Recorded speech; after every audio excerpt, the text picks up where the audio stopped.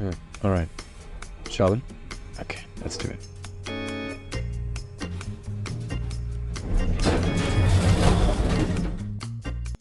Hi, I'm Peter Buckle, and this is Design Office Hours, a podcast about design, designers, and careers in design.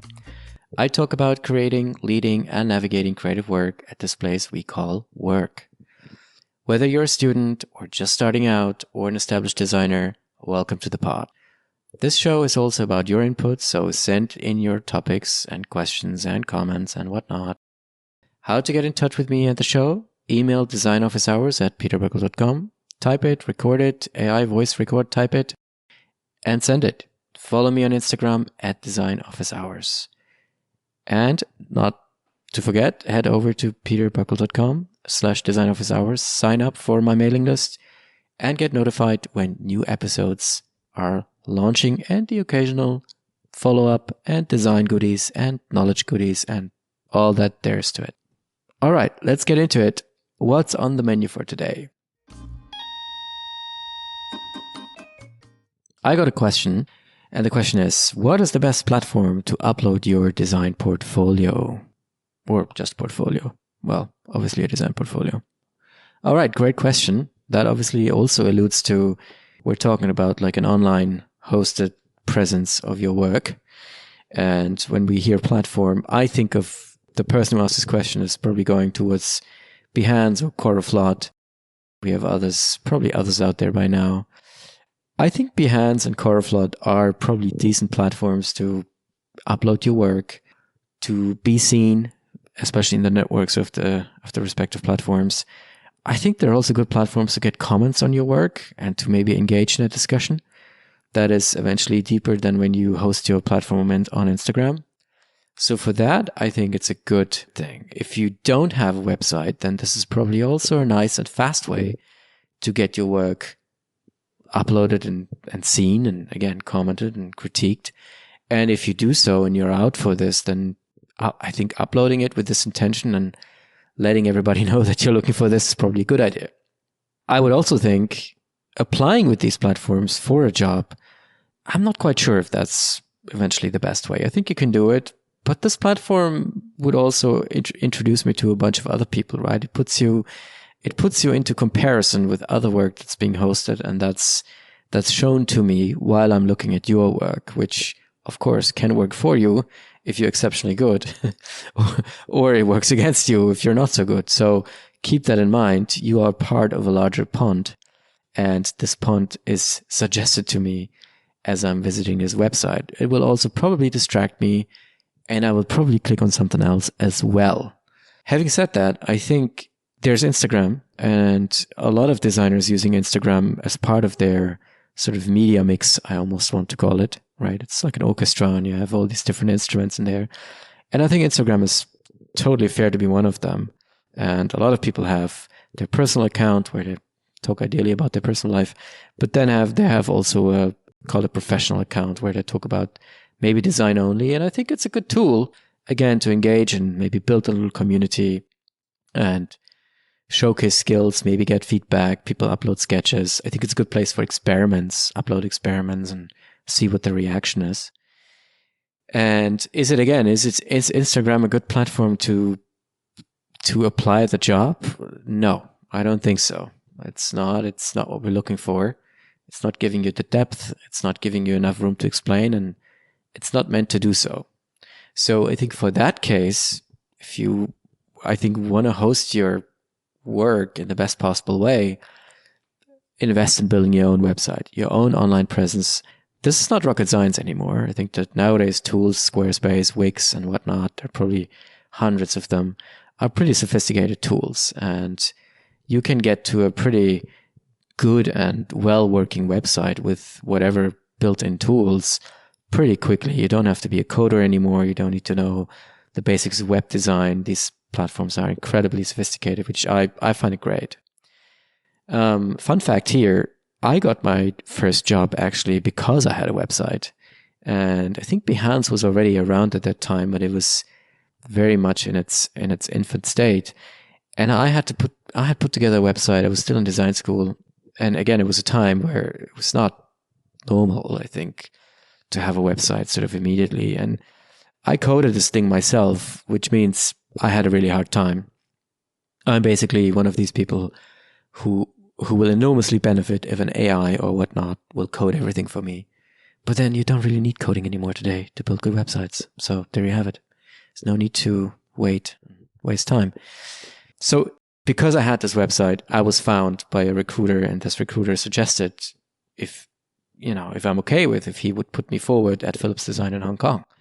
And of course, that was a jackpot for me, and I was very fortunate to have that. But it goes to show that your website can be a little bit of a lighthouse, right? It's seen, you're being found, you're being forwarded, you're being talked about.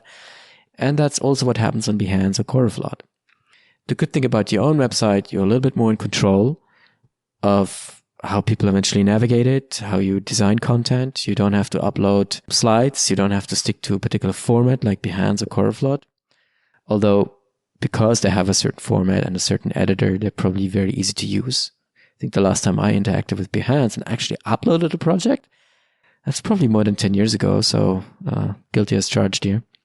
But again, build your own website and invest into that online presence. I would think at this point, this is table stakes.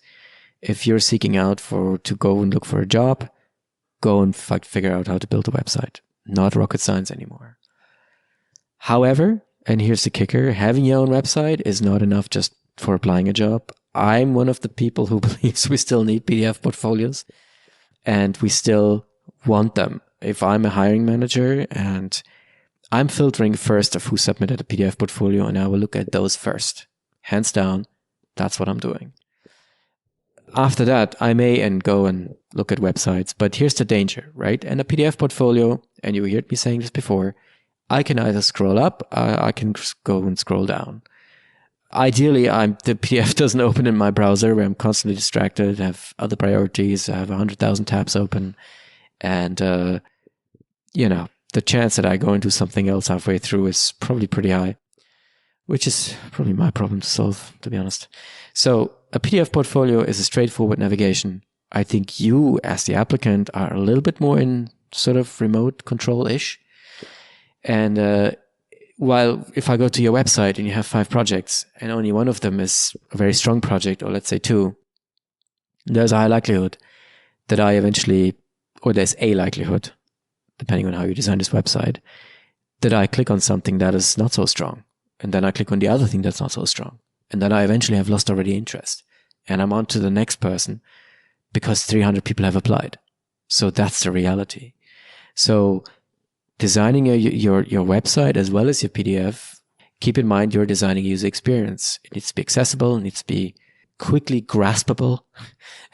I need to quickly understand what this is about. And that counts for your website as well as your PDF portfolio. Now, I do think, and we're slightly diverging from the platform question, but it's in the same line. We're talking about digital platforms, and again, your website, personal website is one of them.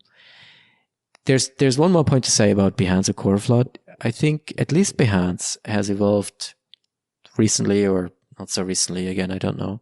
I've seen it only. Into a platform you can also find work, and you can engage in a freelance project. And I think for that, these platforms are great. They offer all the tools. They have an embedded chat function. I think even embedded pay function. So for that, these things are great. They're becoming sort of these freelance job platforms, job boards. And that's great, obviously. Maybe the one or other recruiter goes and finds talent in that regard. And I don't know that. It could be still relevant. I should get a design recruiter on the show, actually. That's a good idea. Maybe I should do that.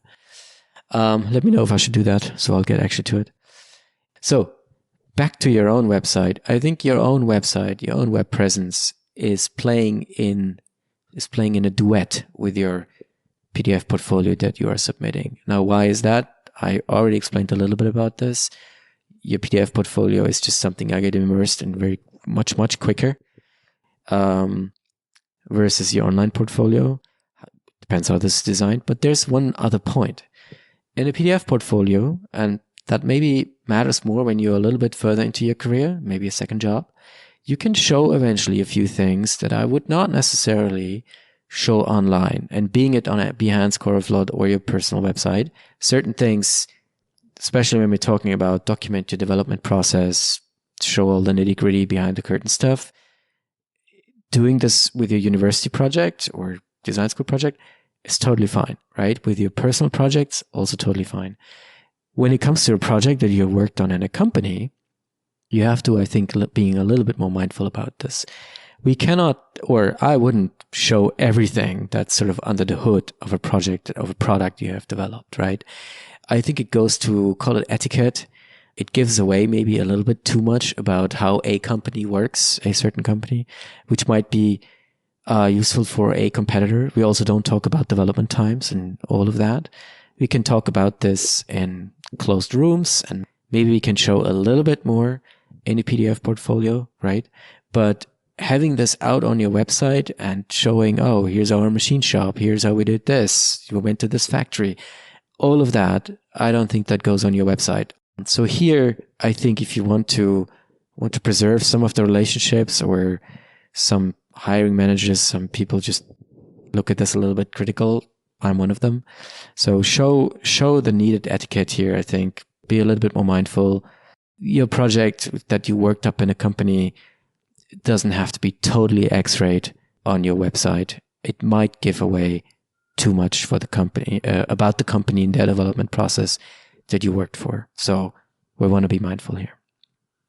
All right, that's it for today. I hope this was helpful, and you learned a little bit about the platforms, how I look at this, how I judge these things. Please let me know. We're happy to learn about other platforms that are sort of relevant in the space that we talk about. Let me know your comments, your questions, where you want me to follow up, and I hope I see you in the next episode. Thank you for listening.